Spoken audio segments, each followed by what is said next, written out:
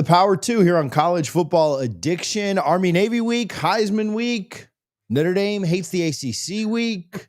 And Christmas is coming soon. Listen, by way of introduction, maybe this is a good way. Are you guys eggnog fans? Yes. Oh, hell yes. Okay. I love me a good eggnog. I'm on the fence about eggnog. Like, I don't dislike it, but like I have to be in the right mood for it. Depends on what I'm eating, that sort of stuff. But yeah, I'm okay. So I'm very okay with even non-alcoholic eggnog. Is that a wild take? Like I like regular eggnog. There's a place around us called well, it's actually all through Florida. I don't know if they're anywhere else, but it's called Farm Stores that has and I don't mean to be gross or go so far into food, but it's like a thicker eggnog. Like the TG Lee stuff is just like straight like milk consistency. Yeah. And I like a thicker eggnog, almost like a milkshake, right? So anyway, I don't know where this conversation is going.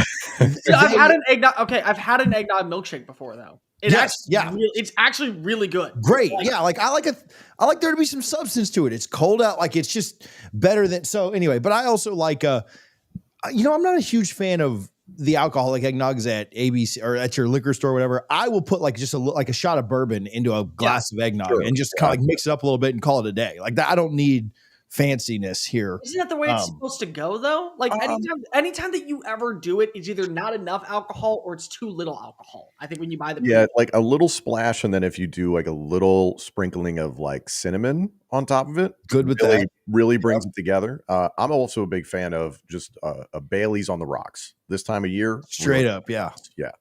I have a very hot take that a lot of people are going to hate me for. Bring it on. So it's a normal show. Yes, exactly. I am not a Christmas person. I hate Christmas. Well, we had a good show, Cole.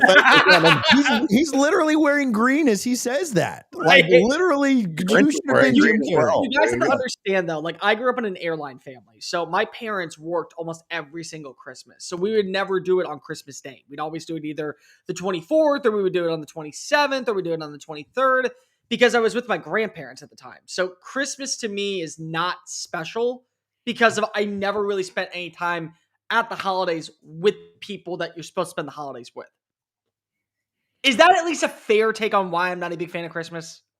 Yeah, I mean, it is fair. What about your I know you have nieces and nephews. Is that right? Yeah, she's 3 months old right now. So. Okay, so little. Yeah.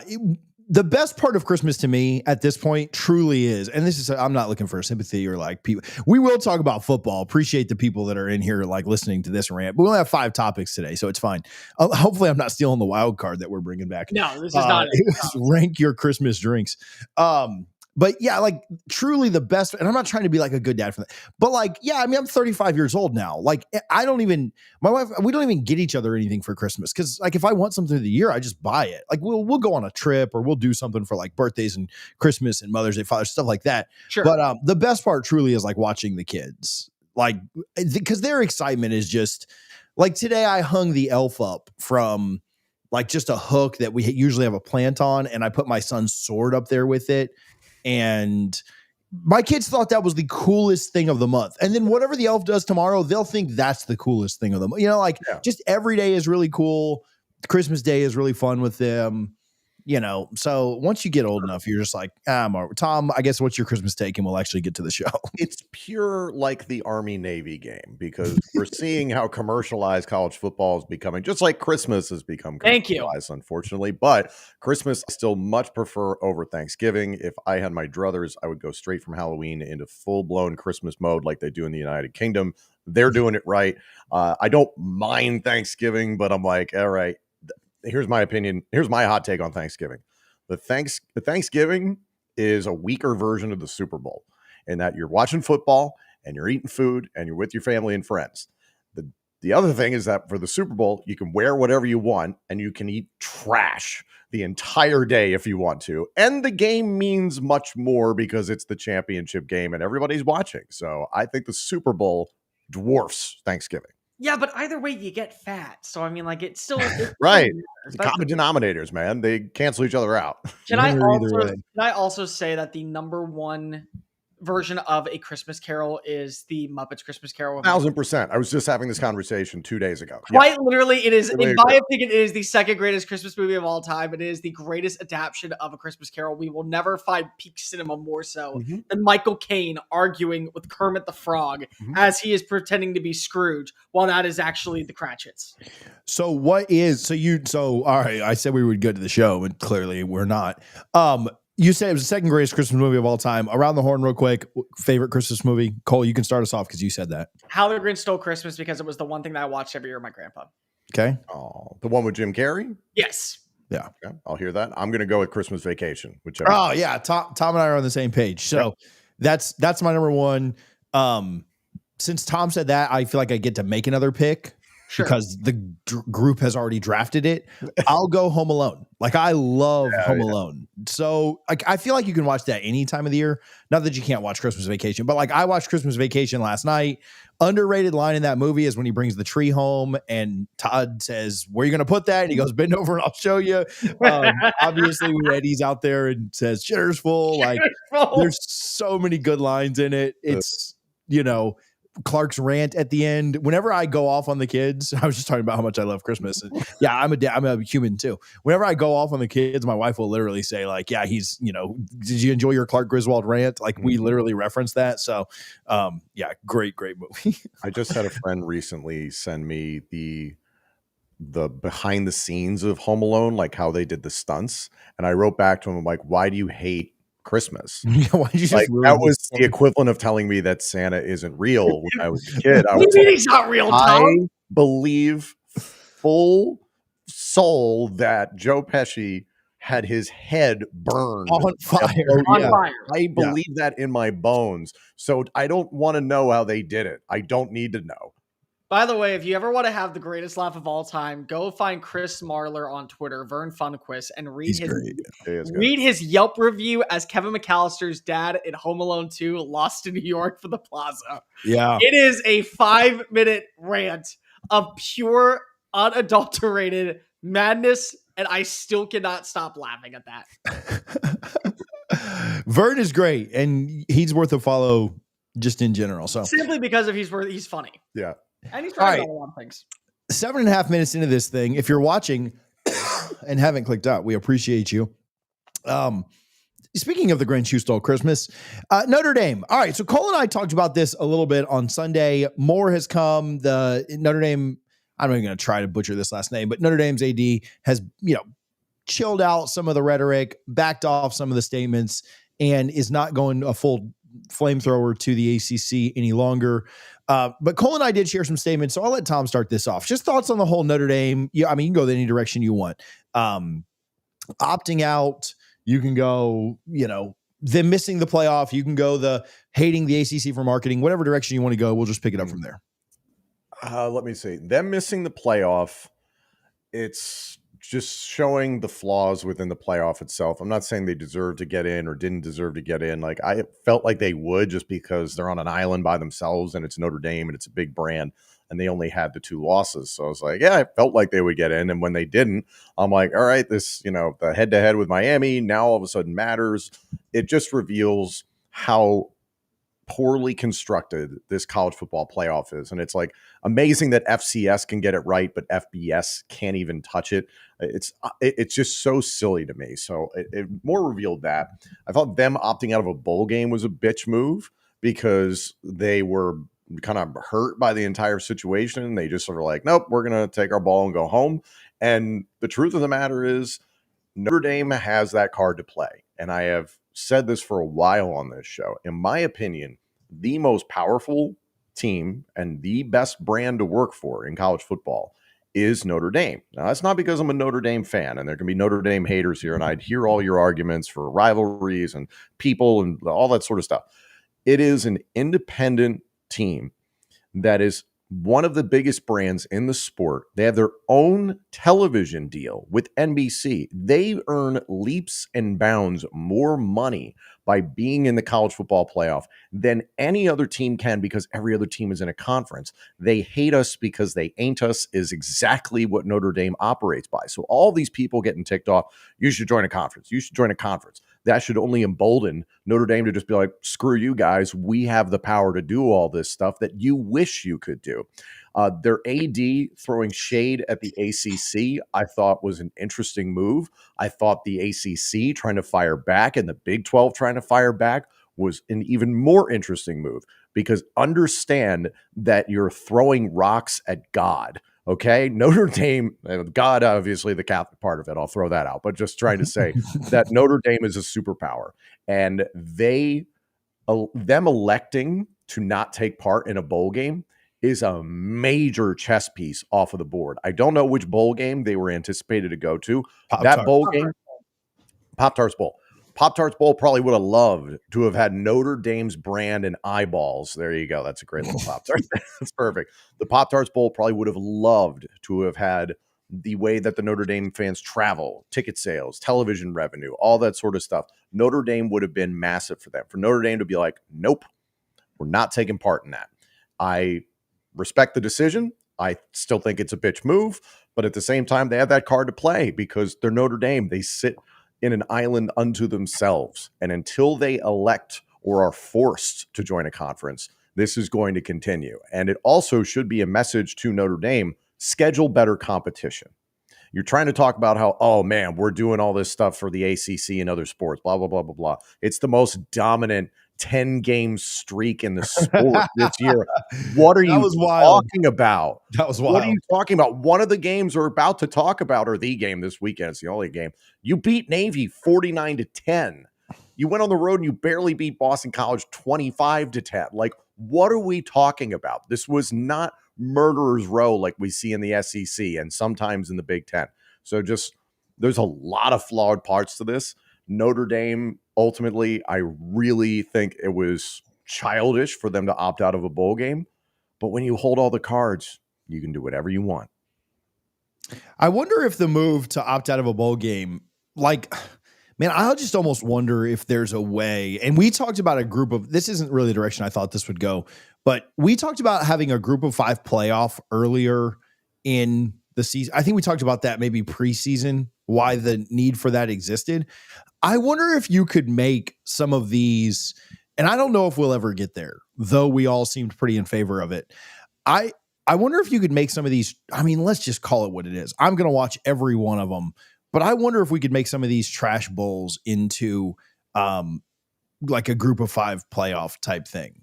Like when Ohio's playing, I don't usually have very many good thoughts, but like when I'm looking at these matchups of like Ohio versus Kennesaw State and just like the worst matchups you can think of in the bowl hit. And now Georgia Tech versus BYU, which would have been Notre Dame BYU, which would have been pretty fun. That's not bad. That's a fun matchup. The Pop-Tart Bowl is fun. There is some SEC, ACC stuff that'll be fun. There are some fun matchups out there, but could we not just make a group of 5 playoff and include all of these trash bowls in them? Like you do the first round on campus, you do the second round at some of these trash bowls, and then you do them in, like the Final Four in some big cities. I don't know. Like to me, that feels like a better option because the bowl importance, especially as we continue to expand the playoff, which will either happen in 26 or 27, you're going to have more teams no longer in these bowls. The bowls are going to continue to objectively get worse because now you're going to have 16 teams that are in bowls instead of 12.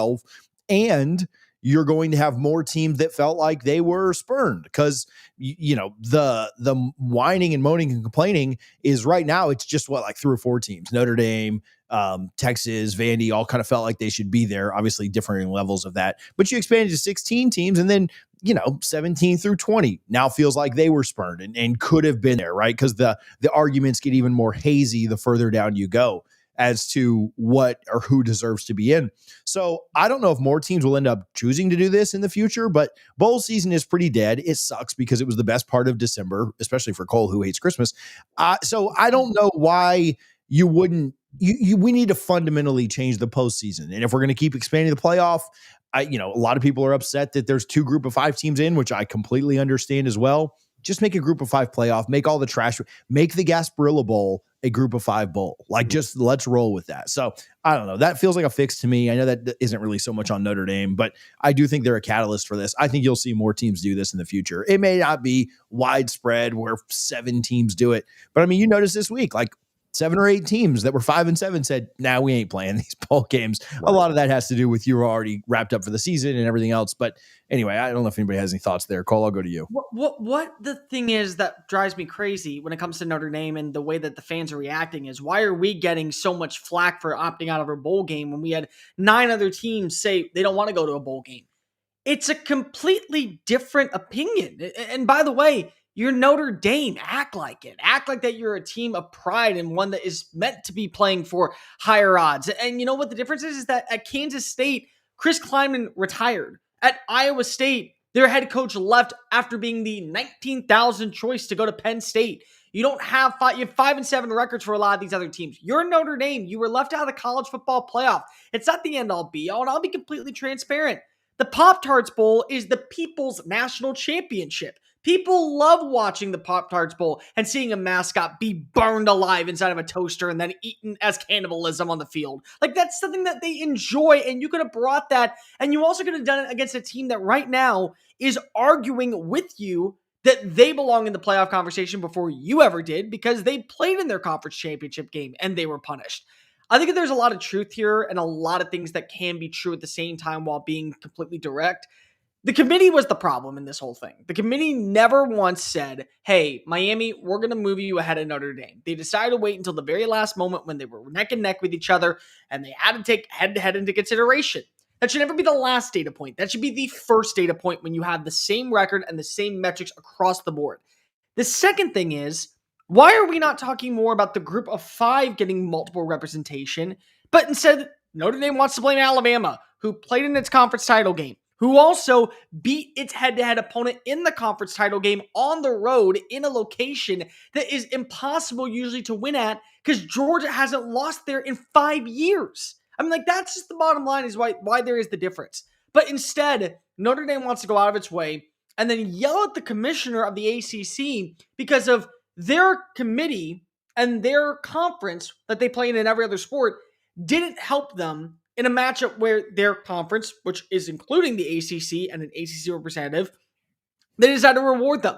Like, it was so dumb on multiple levels because, guys, you don't get to have your cake and eat it too. Either you have to join the ACC, which the offer has been on the table for years, and be a part of the conference in football, or when it comes to football conversation, you're an outsider. But it's not justified and it's not fair for us to be in baseball and basketball and soccer and hockey. In gymnastics and all these other things. Guys, that's not the case. When you end up being an independent, you also are an independent conference, which means you have no one else to blame for being on the outside but you, because nobody's going to give you the benefit of the doubt. And I don't want to hear next season about like how, oh, Notre Dame, because of the addendum for them being a top 12 team. Guys, if Notre Dame is not 11-1 with this schedule, they probably don't belong in the playoff to begin with. Let me just read through their games next year for everyone to understand. Wisconsin, which was a bottom 5 team in the Big Ten. Rice, Michigan State, another bottom 5 team in the Big Ten. At Purdue, the worst team in the Big Ten. Yeah. North Carolina, 15th in the ACC. Navy, spare me on trying to sell that as a good win because Blake Horvath didn't even play in the game. Miami at home. Boston College, 16th in the ACC. At Syracuse, Stanford, which again is going through an entire rebuild. SMU and USC. You get one mulligan. You get one. And if you're not in that, then I'm sorry. You don't belong inside the top 12 with that schedule. Yeah, SMU is a team that we'll see what they look like next year. I don't think Miami should have got quite the grief that they got for the SMU loss. So, like, that's an okay team. Your schedule comes down to Miami and USC, and you need to beat one of them because you showed us this year that losing to both of them is, losing to both of the good teams you play, though I think A&M is certainly better than USC in regard, but we'll see what USC looks like next year. Miami figures to be pretty good. You go 0-2 against both of them again next year. It's just more of the same. A completely trash schedule where you lost to the only 2 good teams you played.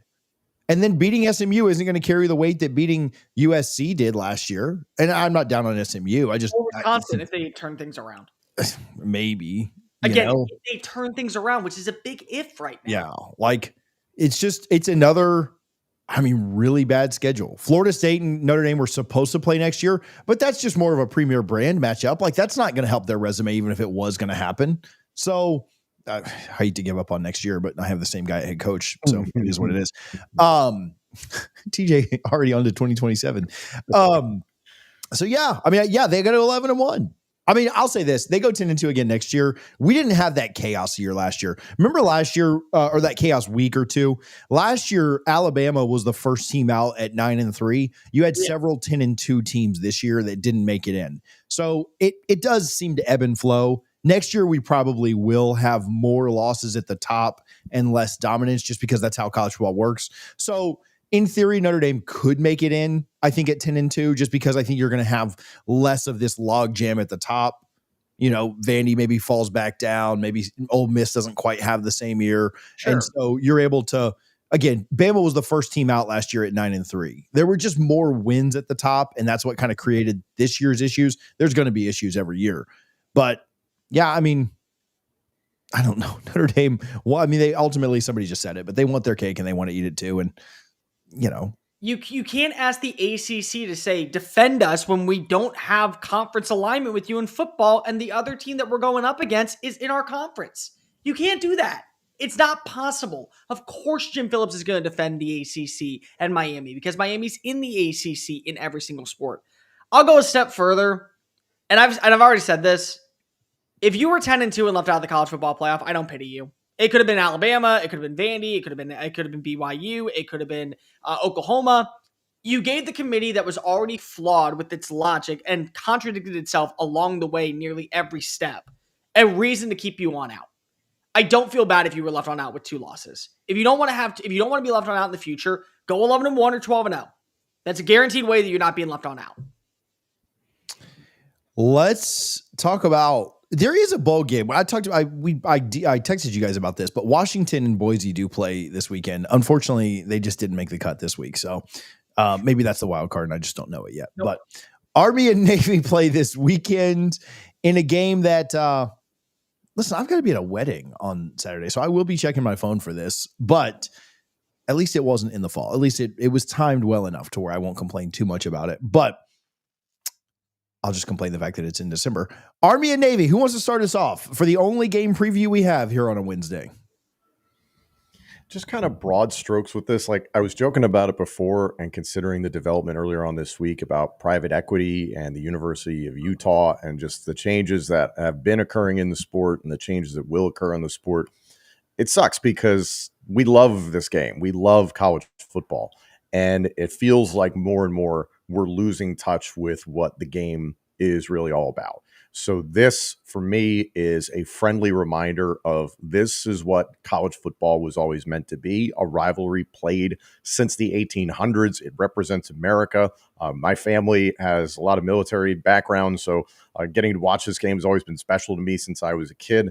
You largely don't see this style of play virtually anywhere else, except I'll give credit to Navy in that they have moved into the future a little bit. We talked about Blake Horvath there for a second. He was a big reason why Navy won this game last year. I have a feeling he'll be a big reason why Navy wins it this year against Army, because Navy can actually throw the ball, and Army has struggled with that so far this season. You have Blake Horvath, who's accounted for over 2,400 yards of total offense. So I think that's going to be the key in this game. But, man, these are just so much fun. And it's a situation like this where, Cole and I texted each other, and TJ, you as well, about like, hey, let's watch the MAC on Tuesday or Wednesday night or something like that. I'm like, you're getting the purity of the sport. And I understand there are players at this level that are going to get NIL offers and transfer portal offers from, larger schools, and maybe they move on to that. But for this Saturday in December, it's all about the game. It is a tremendous rivalry. It means something to these players.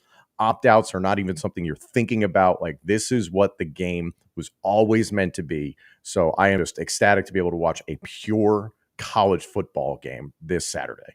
I also am not a fan of them considering moving it to week 1. Like, I understand that there can be that conversation of, hey, do we have to move it up because of now with the college football playoff, the last thing that we want to do is, let's say Navy is the representative from the G5 level. They have to play a game and then they don't get a week to prepare for the next one.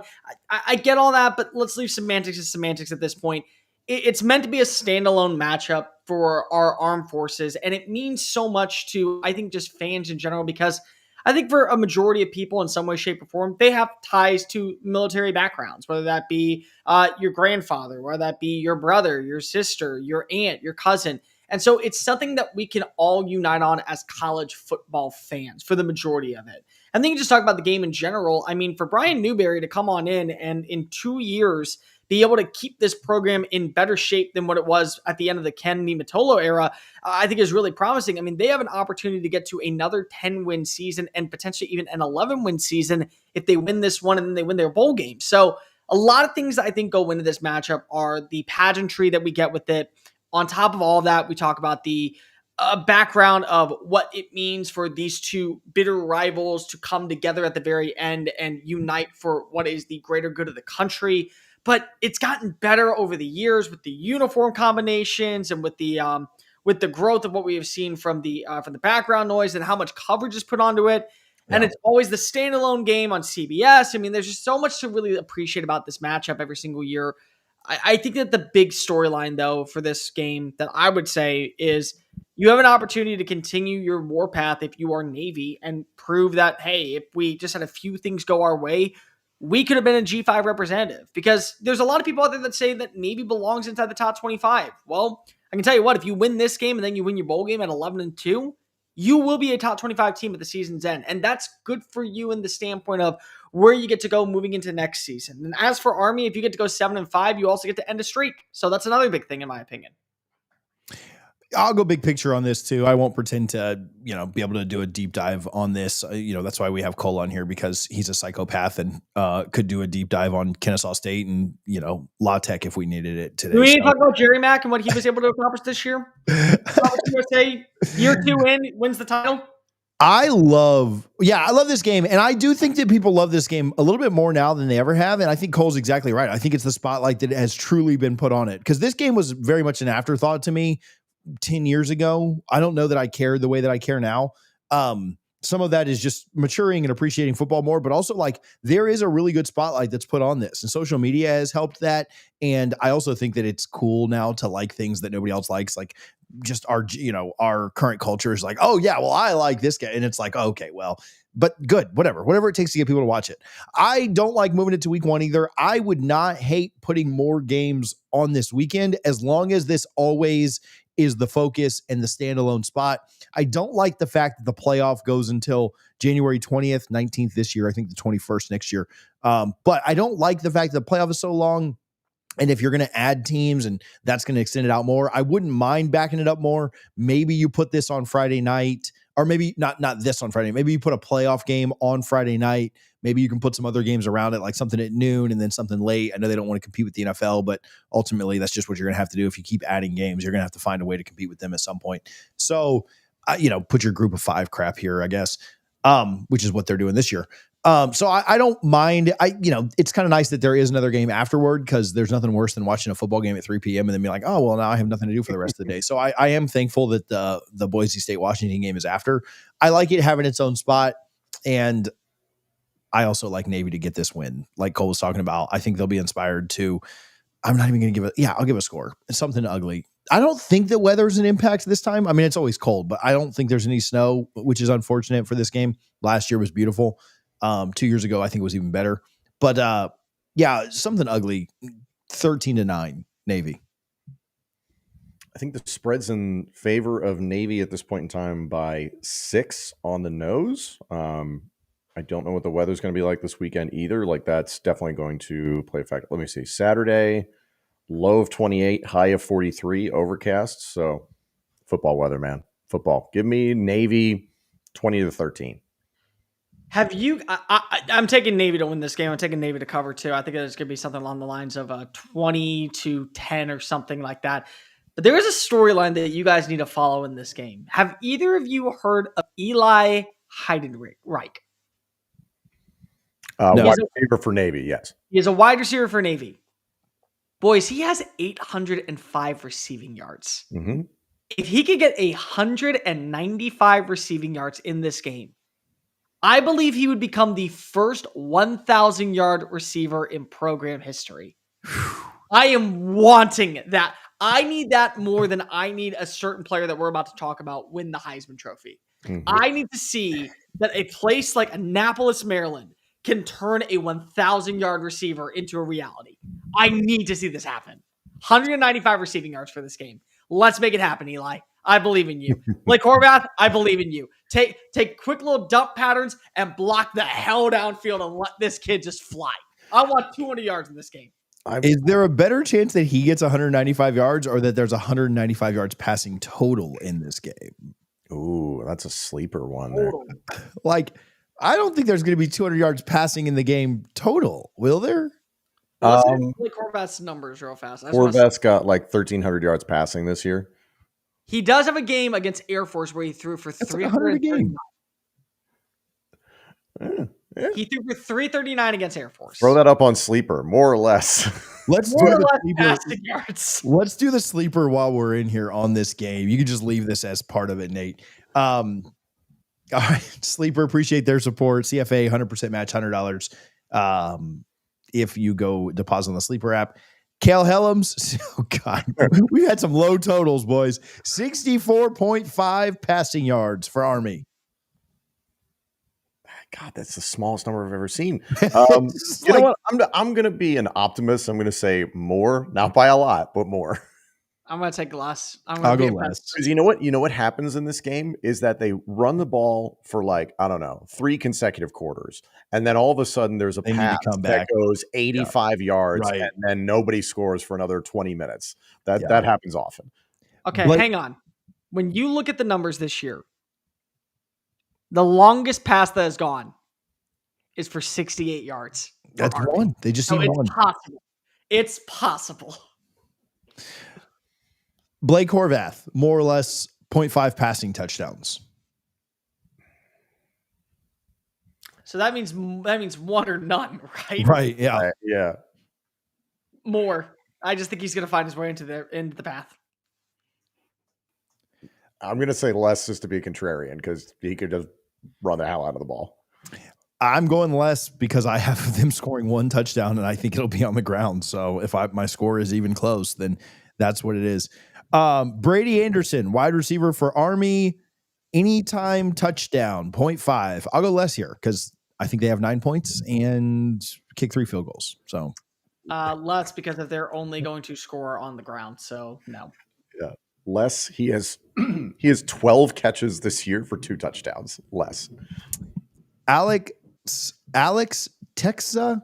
Am I saying that right? Cole, you might have to correct it. Running back for Navy, 64.5 rushing yards. I think it's Teska. I'll go more. I think there'll be some options for him to get involved. I'll go more as well. I'll go, 3 for 3. I'll go more here. Eli Heidenreich, yes. 45.5 rushing yards. This season, he has 409. I'll go less. Right on his average. I want to see him with the receiving. Right, and you have to believe that Navy, if they're in the lead, they're gonna be like, let's get him the record. So I'm gonna say less. Just get him the record, please. Yeah, Heidenreich for less on the rushing. I'll go less as well. And then lastly, Jake Rendina, more or less half of a touchdown. Anytime. I'll go less because again, 9 points. I don't have them scoring a touchdown. Sorry, Army. I'll go with more because I believe in America more. He has one. Okay. He has 1 touchdown on the year. Time to shock the world. No, less. 100% less. Appreciate Sleeper. As always, listen, if you probably want to make money, just go with the opposite of everything that I picked on that one. So good luck to all those taking part in the Army-Navy game. Heisman Trophy. Okay, I have a rant about this. It's not a long rant, but I feel like as I've become aware and as betting odds have become so accessible, I'm assuming it was always like this. I just didn't know about them. But as betting odds have become such a part of our culture and such a part of everything that we do, not that Vegas can't be wrong. Notre Dame was minus 1,500 to make the playoff as I sat in church on Sunday morning. Not that I was checking there, but just to let you know. So not that Vegas can't be wrong. But I feel like my awareness of Vegas odds have completely ruined the Heisman and any excitement that I have for it. Really, all award shows or awards type things that happen, it has taken all the excitement out of that ceremony from me because I just trust Vegas too much with knowing what's going to happen. And so Fernando Mendoza, an overwhelming favorite to win this thing. Is it even possible for anyone else to win it? And am I justified in that lack of excitement that I have? Well, Jeremiah Love's not going to win it.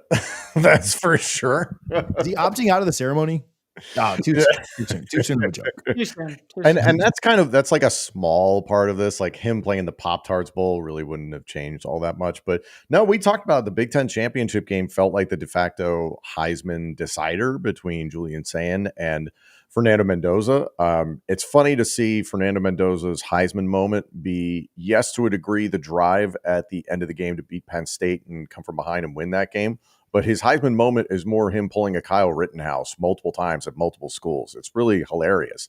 So I hate the Heisman picks this year because Diego Pavia, I don't think, is the best player in college football. So I know, Cole, you're in love with him. Yes. Fernando Mendoza is the best player on his team. He has his team at number 1 in the country, undefeated. The resume covers it. Do I think he is head and shoulders above everybody else in the sport? Absolutely not. I have said this a number of times. The best player in the sport is number 4 for Ohio State.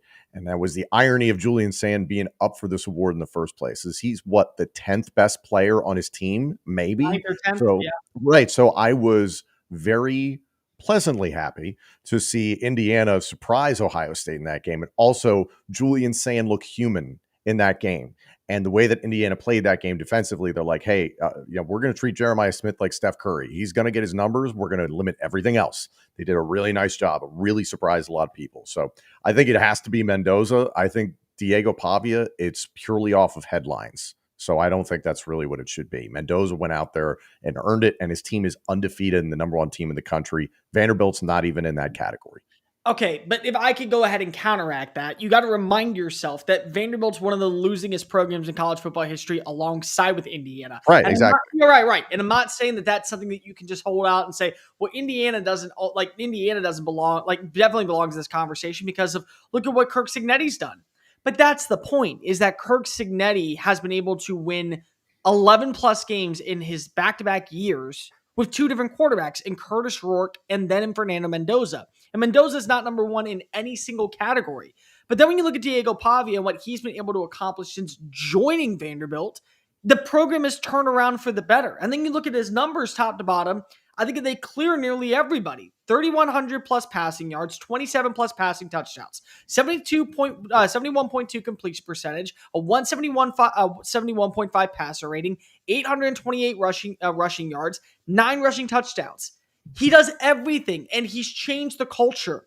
The bottom line that I look at is, what would these two teams be without their starting quarterbacks right now? And if you look at Fernando Mendoza not being a part of Indiana, and let's just say you bring somebody else in, I still think that because of who you have as the head coach, you're going to see an 11-win season, if not a 12-win season, but you do end up losing to Ohio State. I will give credit to Mendoza in that standpoint. Some of the throws that he made were fantastic, right on the money, and he was able to connect deep downfield without his number 1 receiver in Omar Cooper at times because if he was out for most of the second half. But at the flip side, what would Vanderbilt be without Diego Pavia?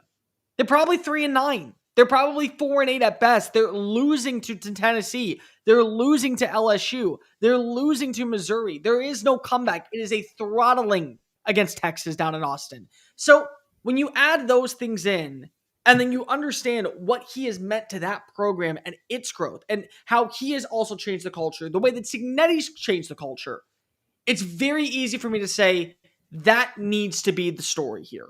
What Diego Pavia was able to accomplish at a place where people doubted him from the get-go. And at the start of the year, remind yourself, he went on Paul Feinbaum, he went on Bussin' with the Boys, he went on every single major network and said, I believe we will run the state of Tennessee and that we will be in the college football playoff because we want to compete like national champions. And they all scoffed at him and said, it's Vanderbilt, you can't do that here.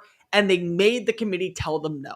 They made the committee say, you're good, but you're not good enough. Unfortunately, we got to keep you on out. He delivered on every single promise. And I think that has to count for something. I don't have a massive issue with Mendoza winning it, but I would lean Pavia here because I think he's been more impressive. And I think the Heisman is ultimately a lazy bunch of voters, much like the AP, that gives it to the best quarterback on the best team, or sometimes the best player on the best team, but more likely, more often than not, the best quarterback on the best team. I think Jacob Rodriguez should be getting more consideration for this, with 7 forced fumbles and 4 interceptions for a Texas Tech team that has an incredible defense. He changes games.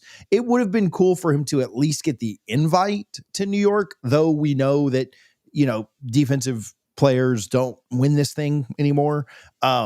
For all the noise that we made about Ruben Bain earlier in the year, I would have loved to see Jacob Rodriguez at least get an invite.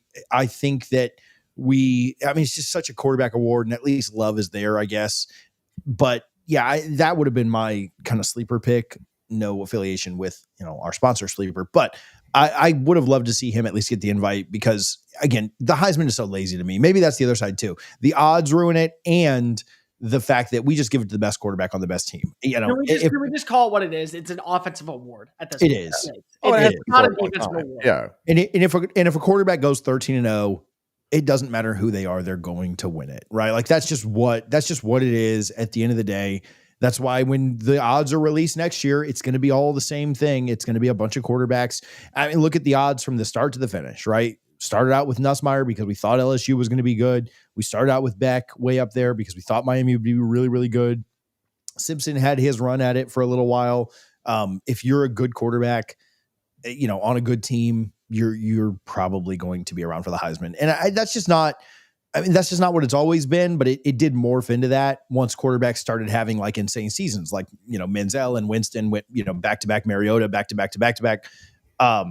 It very much in our minds around that time morphed, and it really has always, favored quarterbacks, and they certainly have the edge, but I don't know. It's lost some of its luster. I think Mendoza wins it, but I would vote probably Pavia 1, Rodriguez 2, Mendoza 3, saying 86.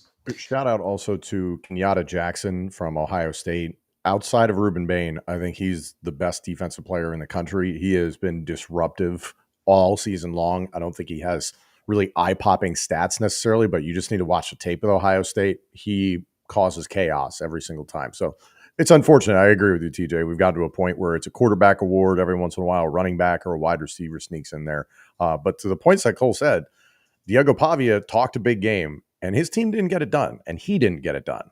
Fernando Mendoza and company did get it done. So yeah, but they didn't get it done because they were left out of the playoff at 10-2, which never should have happened, and we never thought that would be the case. Like, that's the difference here, is that, yes, unfortunately, they were left out, but they made the committee tell them no. He did not leave a stone unturned.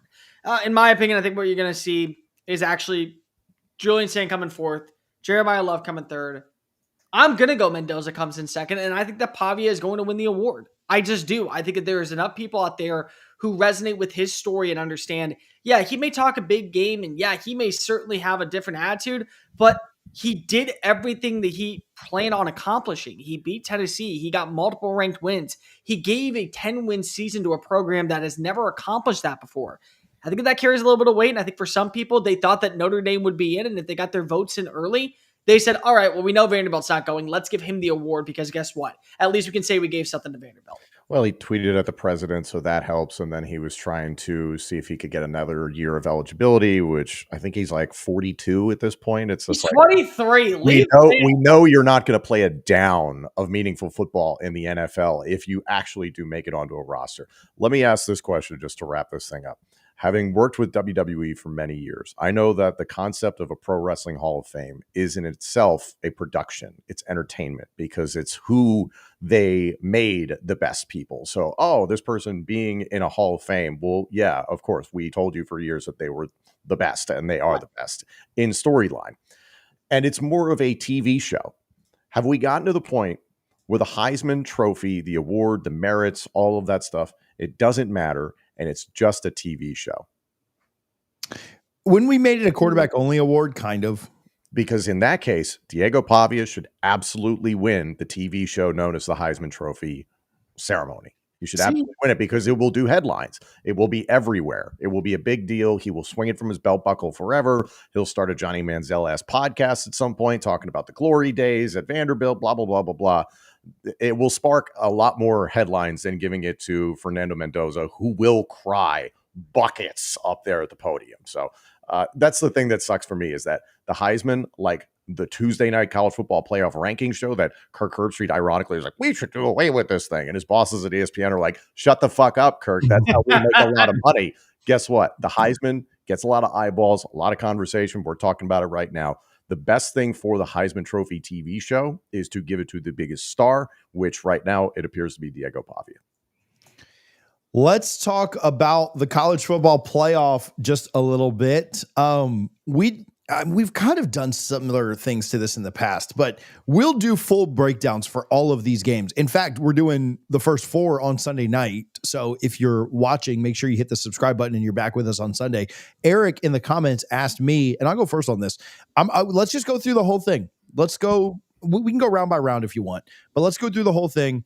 Teams that you think are maybe overrated. It's something that Eric asked in the chat. So I'll give a couple as we go, besides maybe James Madison and Tulane. They shouldn't be in. Sorry to upset people. There should be a group of 5 playoff. I do like Oregon and Ole Miss to win fairly comfortably. I actually like Miami to go in and upset A&M. I hate to say that. Maybe I'm just trying to do a little reverse jinx here. So that I don't actually have to see it. But if I'm betting on that game right now and you're giving me Miami plus points, I will take it. I'm not super impressed with A&M the last month. And then overrated teams, like I hate to be the anti-SEC guy because I did just use A&M for this. I don't know which Oklahoma or Alabama we're going to get in this thing. I don't think either one of them have been insanely impressive the last month. Oklahoma, even in their 2 big wins on the road in the SEC, relied on some turnover luck. Now they do force turnovers, so I don't want to take that away. Right. But man, to lose by or to be outgained by 400 yards in 2 games on the road and still win, but I don't know if that's going to continue to happen in the playoff. And then Alabama, the way that they looked against Auburn, against Oklahoma at times with the sloppy play, and then against Georgia, who I do think is really, really good. Man, I don't know who's going to win that game. I don't know who's going to show up. I'll roll with Alabama there, no pun intended, but with very little confidence. And both of these teams, I guess it's fitting that they play each other because then somebody does get to win. But I do worry a little bit about both of these teams and how much of a chance they really have in this playoff. Now, that said, the path on that side isn't as daunting as the other side with a hot Miami team, a hot Georgia team, a really good Ohio State team. So they could certainly get hot with the time off and then getting a big win in round 1.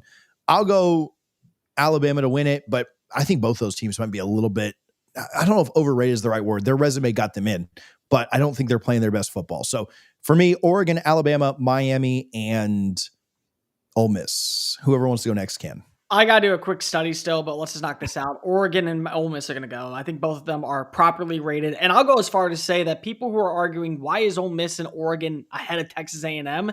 Because if they lost to the conference champions, and in both games, there were moments that were competitive. I mean, A&M needed an entire second half comeback against a 4-8 South Carolina roster just to be able to figure some things out. And they have not been playing good football as of late. I think when you look at that matchup, Miami's been playing better. Miami has an offensive identity. I think they definitely have one of the better defensive fronts in college football. I lean Texas A&M, but I will not be shocked if Miami is able to get the job done. I wonder what we're going to see over the next 10 days or so to get Marcel Reed and company back on the right track to have this offense humming in a proper tune. And will they get back some of the key players? Guys like Le'Veon Moss, who's been out for a while. Will they get back a healthy Mario Craver at full capacity? Little things like that I think will go a long way. And I just love Casey Concepcion as a return man. The Alabama-Oklahoma game is really, really interesting because Alabama, if their offense is healthy, then I trust them more than I trust Oklahoma's offense. But the problem is all it takes is 2 or 3 plays from Isaiah Satanga, from Deion Burks, and from John Mateer to be able to put themselves in the end zone. That's how they won against LSU in the final game of the season to clinch their spot in the playoffs. So there's a reason to believe that Oklahoma could win this game and probably should win this game because you are right. They force turnovers. They're not lucky. They get outgained by 300 yards, but they get 3 turnovers that they created And keep in mind, the last time that Alabama and Oklahoma met, our Mason Thomas didn't play in that game. Now he will be healthy for this matchup. I go Bama, but I don't feel comfortable about it either way, and I trust that the under is going to hit. This is going to be a very low-scoring affair, and regardless of who moves on, they're going to be in for a world of hurt against Indiana. Looking at this, I agree. Oregon, Ole Miss, I think that's a given.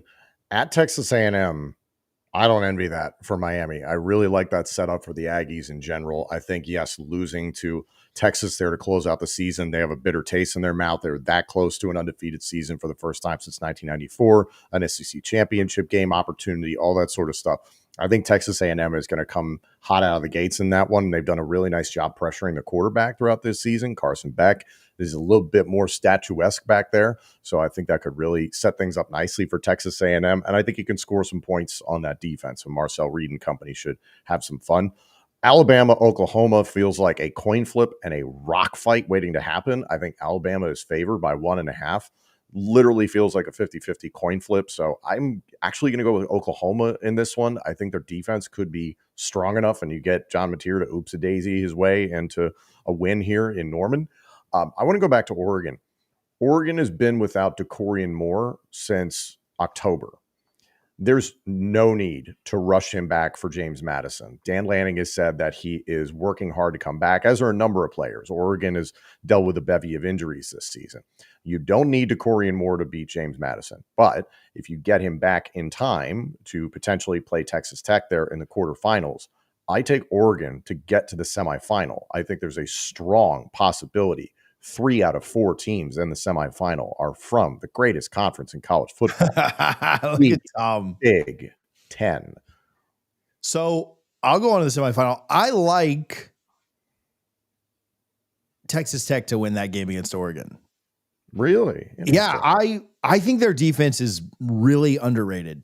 And I think that we saw when Oregon has to go up against a really good defense like they did against Indiana, I think I lean Texas Tech there. Now, that's their biggest test. No discredit to BYU, but those teams, as much as I like BYU and maybe think they should have been in, those teams were on different playing fields, and I think we'll find out a lot more about Texas Tech at that point, but I really do like them. I worry about the layoff a little bit. Not that, Oregon won't have had a similar layoff, but they will have the tune-up game against JMU. So if they start slow, is that trouble? We saw the last year in the playoff, teams that had the bye didn't perform very well, right? And so different reasons for all of that. Georgia's down a quarterback. Boise State was one of those teams. Yeah, I get it. But I like Texas Tech there. I'll roll with Indiana just because I don't have any confidence in Alabama or Oklahoma. So give me Alabama, I guess, beating out, or give me Indiana beating Alabama.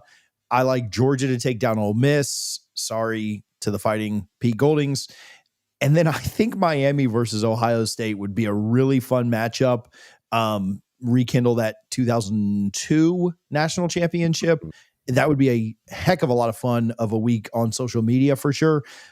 But I do think the Buckeyes they're a little bit better, maybe a lot better.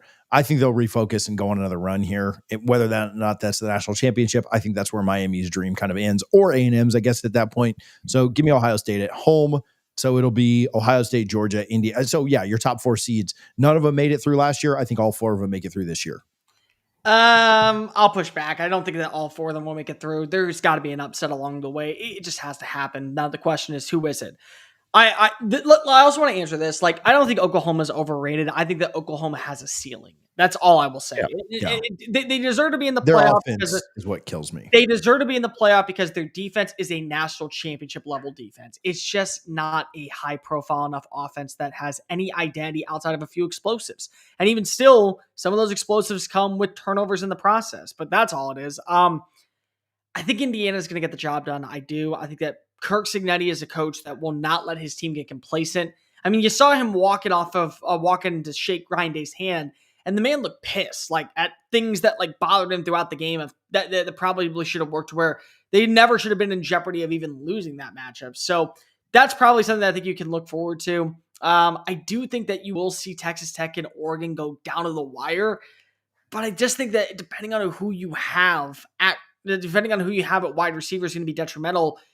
I think that Texas Tech does it. I really do. I like their defense. And when it comes down to a defensive battle, I'm usually going to lean with a team that 90% of the time has both things clicking at the right moment. And Oregon does have that, but I like Texas Tech for some reason. I trust what Joey McGuire's been able to build. I think that they have really good depth. I think that Georgia and Ole Miss actually goes down to the wire too. I'm fully convinced that this is a team that is trying to prove that it is meant to win with or without Lane Kiffin. But unfortunately, it's Georgia, and Georgia's one of the hottest teams in college football right now. And if you don't kill them when you get the opportunity, you allow them to fight their way back, and they come and overtake you. I don't think Ohio State does it either. I don't think Ohio State loses to Miami. I just don't. So yeah, all four teams are probably moving on in the first round, but one of them's got to be the upset, whether that be Oregon or whether that be Texas Tech. Can I just say this? I was thinking about this with Army Navy. I understand the revenue. I understand putting it in neutral sites. I understand playing in NFL stadiums and the sponsorships and the money that goes into all of it. So this is probably, swimming upstream. I would love to see Army Navy played at their respective campuses, trading off year after year. I think the environment would be incredible. And it's the thing that's beautiful about the first round of the college football playoff, the way it's situated now outside of the JMU and the Tulane games.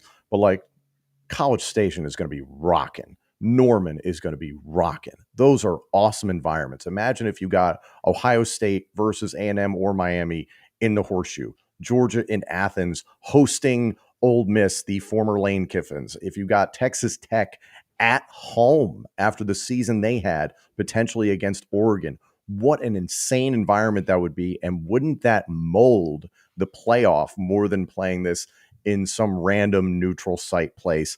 And 99 times out of 100, how many times do we see Georgia wind up with home field advantage anyway, because they play an hour away at the Mercedes-Benz Superdome in Atlanta? So there's a lot of things about the college football playoff that drive me nuts. But for Army Navy, I loved seeing it in Philadelphia for years, but I would love to see this played either at West Point or in Annapolis. I think that would be special. Did you go ahead and make your picks for... I also don't hate that, by the way, not to move on from it quickly, but yeah, I like the idea of rotating that home and home. So you've got Oregon round in the first one. What about the other three? I've got Oregon, Oklahoma, Ole Miss, and A&M. Dude, you're going all four upsets? Am I? In the first round? No, second round. In the second round, I have Oregon over Texas Tech. I'm going to take Bama to beat Indiana. Wow. I will take Georgia to beat Ole Miss, and I'll take Ohio State to beat A&M. Then we get to the semifinal. I'll give you the rest of the bracket here since it's just 3 games. I'll take Indiana versus Texas Tech is an interesting one in mind. I'll go Georgia to beat Ohio State, and I will go Indiana over Texas Tech. I think that's where the run ends, and then give me the Dogs to win the national championship. That's not how I thought it would go in my mind, but that's just what I came up with, and I'm sure I'll change it 6 times before we get there. Cole? Give me Indiana over Texas Tech. Give me Georgia over Ohio State.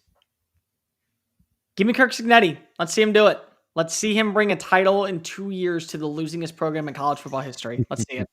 I hope you're right.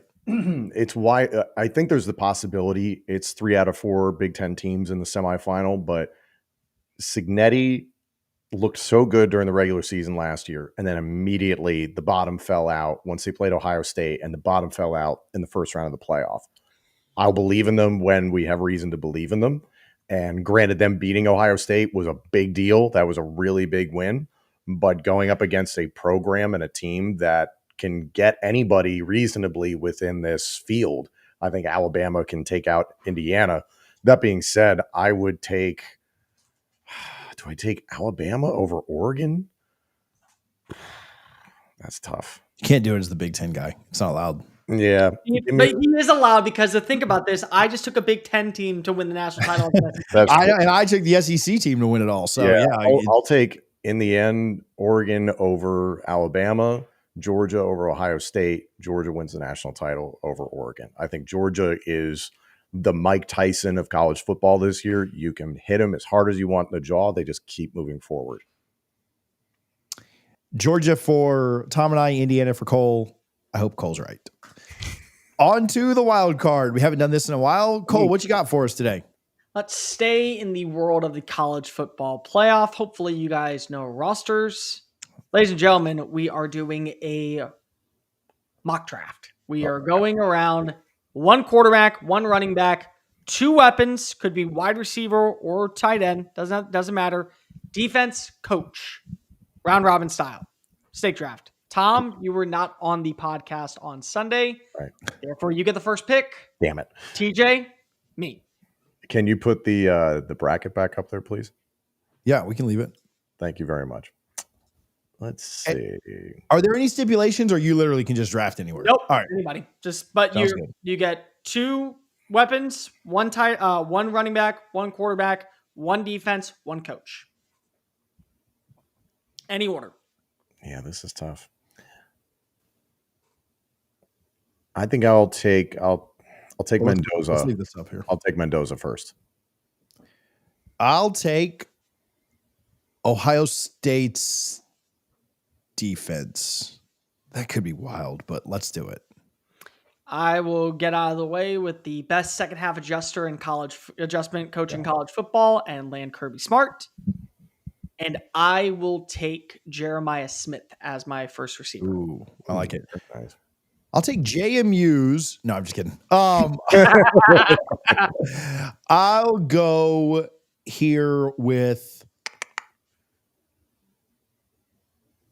Yeah, give me Gunner. Give me Gunner Stockton at quarterback. I think the drop off on quarterbacks here happens pretty rapidly. Although I know Oregon, so basically I think Tom will probably end up with Oregon, but I'm not picking for him. Yeah, give me Gunner on this one. Tom, you get two. Give me Ryan Day and Carnell Tate. All right, so coaches are gone, so I don't need to waste that pick. Give me. Yeah, this might be crazy, but give me Malachi Toney. No, it's not, I don't think that's crazy. I like that. I don't think did Tom, have you taken your quarterback yet? Mendoza. Okay, cool. So I'm good with that. I can wait. Give me at running back Kewan Lacey from Ole Miss. Oh, good pick. And then give me Texas Tech's defense. I want Jacob Brown. I want the mustache crew in the center of the field. I want that. Back to me. Are we taking a tight end? You can take whatever weapon you want. You can take tight end or wide receiver. Do I have so I have Tony wide receiver. Are we picking an offensive line or no? Yeah, you can throw in an offensive line. Screw it. Why not? I'll take Miami's offensive line as well. Am I up? Yep. One or two? Two. And you have Mendoza, Carnell Tate, and Ryan Day. I need one more weapon and a defense. One more weapon, a defense, and a offensive line. Give me.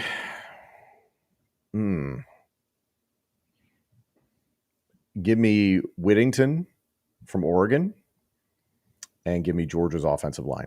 Okay. I'll take Casey Concepcion from Texas A&M at wide receiver. What was your offensive line, Tom? Georgia. Okay. Give me Texas A&M's offensive line, and give me Kenyon Sadiq as my other weapon. I like that one. Back to me. I'll take. Dude, we're going all speed here. Give me Zachariah Branch as my other weapon. We are lighting up the airwaves here, boys. Am I last here? Yep. Defense? I think. Yeah, I believe you. Yeah, I didn't pick a defense. Give me Texas A&M. Okay. TJ, I think you have one more. I need a running back. Who have you guys taken at running back? Kewan Lacey. And Whittington.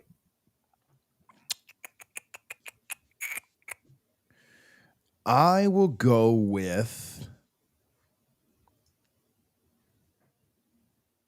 Am I missing just an absolute obvious one here? Let me. There's a couple obvious ones. Top half of the bracket. I'm genuinely surprised, unless I forgot, that one guy's not been taken. You know what?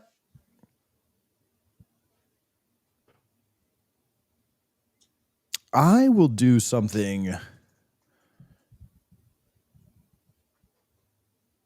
It's very funny to see how much you're stuck in a rut. I really am. Can I, what do you call it? Like veto my pick? No, I'm just kidding. It's fine. Listen, I'll just go Nate Frazier on this. I think the way he's around the second half has been fine. So I'll roll with, I guess, 3 Georgia. Did no one pick Ryan Williams? Nope. Nobody did. Has anybody seen Ryan Williams the last month? Let's be real. Fair. Cooper, Surratt, and Decker for Indiana, certainly talented. I love the running back Texas Tech has, Dickey. He's an honorable mention as well. I mean, there's a lot of talent still left. Well, I saw him pick my quarterback, so you saved it. I'm torn. I'm going to go with gut feeling here. Jake Retzlaff. No. Screw it. I gotta stick with I gotta stick with my SEC laurels. I've been high on him all year. Give me Trey Chambliss. I like that. Oh, I think we have one more. I think we have one more because I never picked a coach. So I didn't do a coach. Yeah, I have a coach left. So somebody else has something too. Well, I don't have. I have everything. I have my 2 weapons. I have my offensive line. I have my running back. I have my quarterback, and I have my coach and defense. So I'm good. Well, I don't know how I missed one here, but give me Sig for my coach. So you guys already had him. So nobody took John Summerall. Interesting. UF did. All right, that's the Power 2 here on College Football Addiction. That's a good wild card, Cole. I had fun with that. We will be back on Sunday night to preview the first 4 games. We'll even do you guys the solid of starting with A&M Miami and Alabama Oklahoma. So if you want to tune out halfway, that's fine. But we'll come back to see how JMU and Tulane pull the upset. Brought to you by Cole Thompson. Appreciate you guys for hanging out. We'll be back on Sunday night. This is the Power 2 on College Football Addiction. Take care.